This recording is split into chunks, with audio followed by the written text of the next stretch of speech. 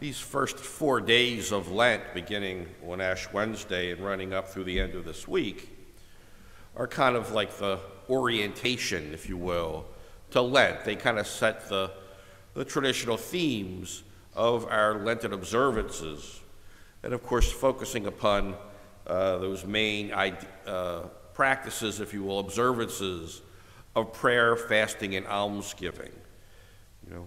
And seeing this season of Lent each year as kind of a little retreat. Not little, it's 40 days extended over actually a much longer period of time. Right? So it's this season of penance, if you will. Right? Today, in the readings, obviously the theme was fasting. What does that mean? Right? So often I think we kind of get it a little backwards, the meaning, if you will, of fasting. Isaiah offers us God's word today of what the whole point of fasting is, right? The point of fasting is that this is the fasting that I wish, releasing those bound unjustly, untying the yoke, setting free the oppressed, sharing your bread with the hungry, sheltering the oppressed and the homeless, clothing the naked, and not turning your back on your own. Right? That is spiritual fasting. That's the point of the exercise, right? To create a more charitable world, if you will. To create a more loving world. A more merciful world. How do you do that? Well, then, physical fasting may assist that. But oftentimes we kind of like put that first, right? Oftentimes we put physical fasting, material fasting, however you want to talk about it, right, as a thing unto itself, right? Which it doesn't have a whole lot of meaning by itself, right? But it kind of leads us, the danger of that, of course, is that it leads us into that kind of commercial understanding of God, right? If I do this, you'll do that, right? If I don't eat meat today, you'll give me this, right? Whatever it might be. That's not the point, obviously, right?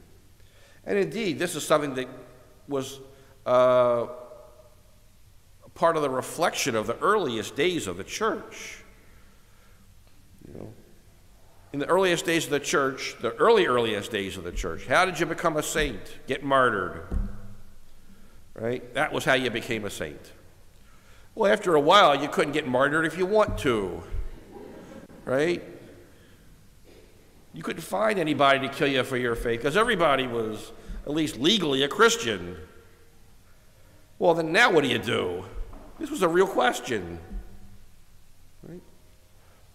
So what did people do? People especially like in Egypt and today that we would call the Holy Land, people said, well, we're going to go out into the desert, right? And we're going to live these penitential practices, right? Of prayer, fasting, and almsgiving, right? And they came to some very deep understandings of why we do these things. Especially, so let's just talk about today, obviously fasting, right? Why do you do that, right?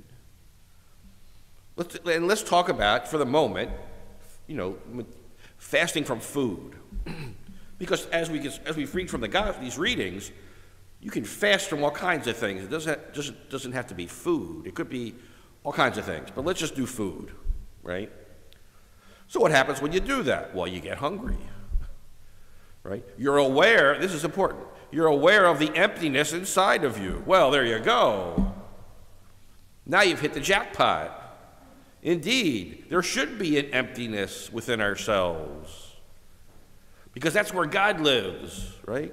Unless you make some space, there's no room. And that's the point of fasting. And again, this is kind of a metaphor. It's a symbolic thing, but meaningful. Right? If we could see ourselves as making space in my life, in my day, for God's presence, well, then I'm not in the middle, because usually that's where I am, right? The world revolves around me. Right? If I can take a few moments and put myself aside and put God in the middle, that changes everything. Changes how I look at the world, how I look at other people, how I look at creation, how I look at myself. That's the value of fasting. Right? It's not a way of getting brownie points with God. It's not a way of bribing God. Right? It's a way of opening oneself to God.